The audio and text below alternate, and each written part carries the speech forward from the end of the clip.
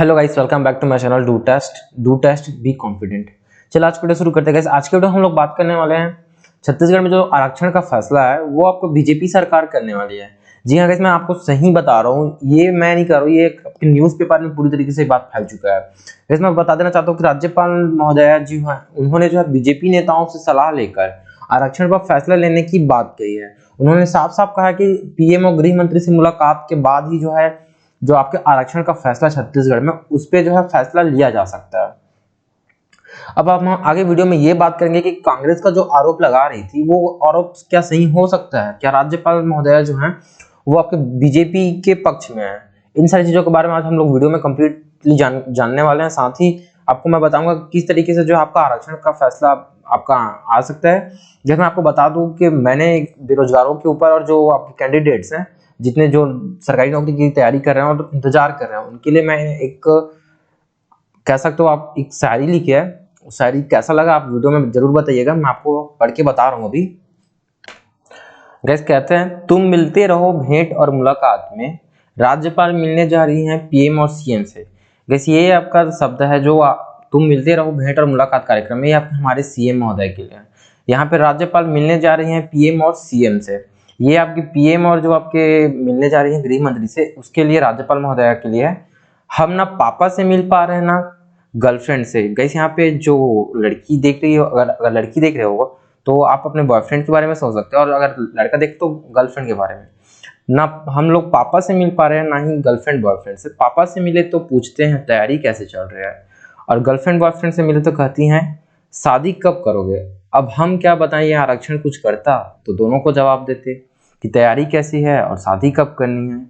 अब आप बता सकते हो कि यहाँ पे आप कौन से मीम में आते हो, अब्बा नहीं मानेंगे में आओगे कि इस बार एक भी रिलेटिव का फोन नहीं आएगा इस बार इसमें आओगे।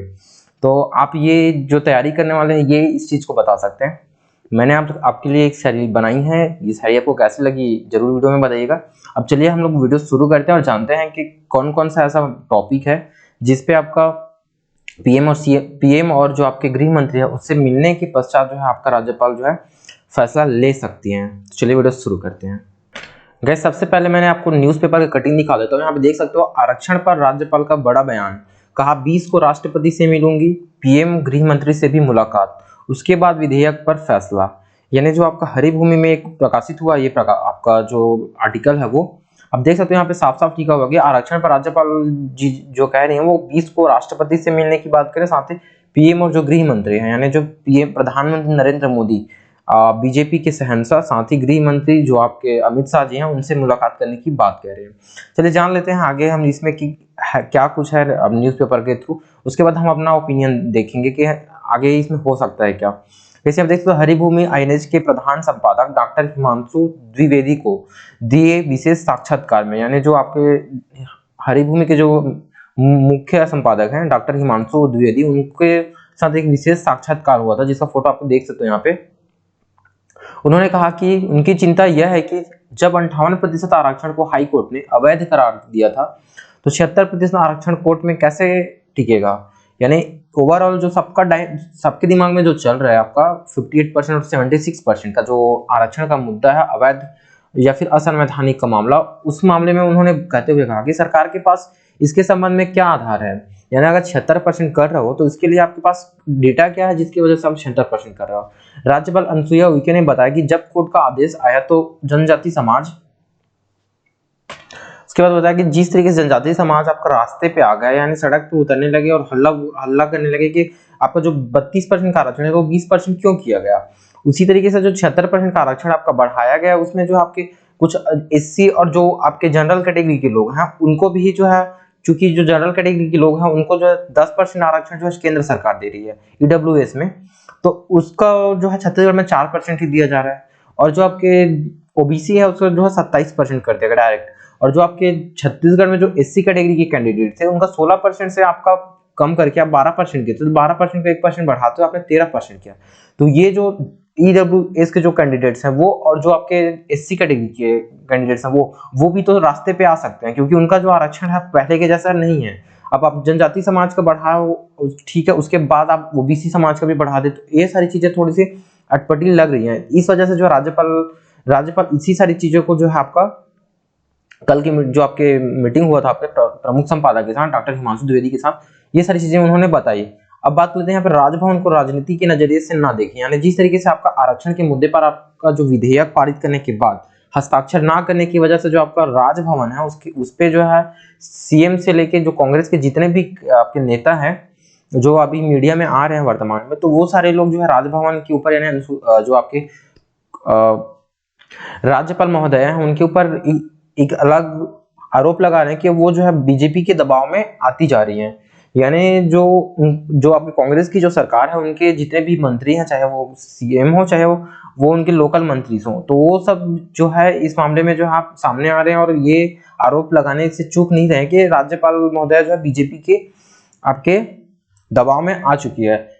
इसी की बात को आगे कहते हुए कहते हैं कि अब तक डाटा नहीं मिला है, चूंकि 58% आरक्षण में भी यही मामला आया था कि जो 12% जो कि बीजेपी सरकार थी 2012 में, उन्होंने जो है डाटा आपका कंप्लीटली नहीं दे पाए थे, जिस वजह से जो आपका जो 58% आरक्षण है वो पूरी तरीके से रद्द कर दिया गया। अब 76% आरक्षण के लिए भी जो आपका डाटा अभी तक किसी भी तरीके से नहीं दिया गया है। इस वजह से जो आपका राज्यपाल महोदय हैं उन्होंने इस बात को आगे बताया कि इसमें जो है आने वाले टाइम पे भी कोर्ट रोड रद्द कर सकती है और स्टे लगा सकती है। तो इस मामले में जो है कांग्रेस की सरकार क्या जवाब देगी उस टाइम पे?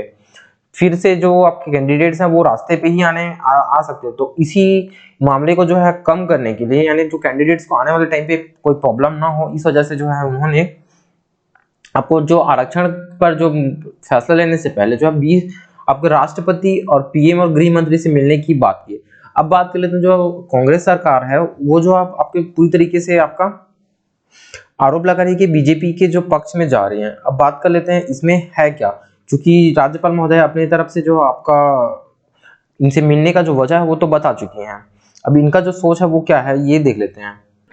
राजभवन के सवालों पर आपके सरकार बता किस डेटे पर बनाया विधेयक के आंसर में जो है आपके प्रदेश के जो मुखिया हैं भूपेश बघेल जी, उन्होंने जो है मीडिया से बात करते हुए कहा कि आपके सीएम भूपेश बघेल ने मीडिया से कहा कि राज्यपाल आरक्षण विधेयक पर तुरंत हस्ताक्षर करने की बात कह रही थी, लेकिन अब किंतु परंतु लगा रही हैं।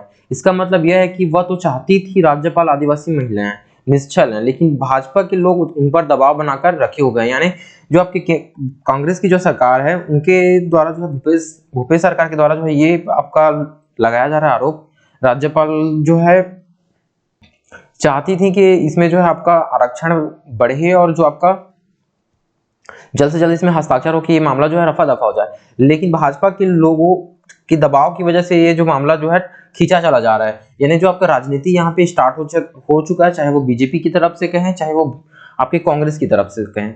इसमें जो है आप ओवरऑल जो पीस रहे हैं वो आपके कैंडिडेट्स हैं और जो आपके सरकारी नौकरी की तैयारी कर रहे हैं वो लोग हैं, क्योंकि उनको कम से कम 6 से 7 महीने ऐसी हो गया जो आपका कंटिन्यू रिजर्वेशन के मामले में चलते हुए देख रहे हैं।